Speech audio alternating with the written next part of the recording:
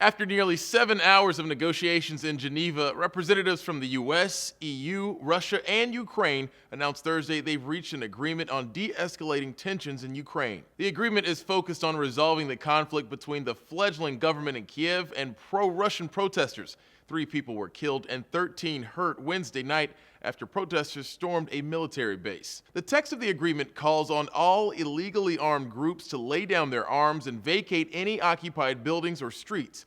In exchange, Kiev has promised amnesty for protesters. The agreement also called on the OSCE monitoring mission in Ukraine to oversee these provisions and reiterated the need for transparent, inclusive constitutional reform. The document avoids several points of contention between Russia and the West, like Russia's annexation of Crimea or the estimated 40,000 Russian troops built up on the Ukrainian border. It also doesn't mention Western sanctions on Russia's economy. Both sides of the conflict are now focusing on implementing the agreement. Secretary of State John Kerry called on Russia to encourage pro-Russian protesters to lay down their arms. And Russian Foreign Minister Sergei Lavrov gave a similar statement in a separate press conference, calling on the Ukrainian government to disband all armed groups across the entire country and to begin a more inclusive dialogue about the constitutional reform process. The agreement has been greeted with some skepticism in Ukraine. As Al Jazeera reports, anti-government demonstrators are demanding protest groups in Kiev to disband first before they lay down their own arms. They are always pointing to Kiev as being what they see as a bad example.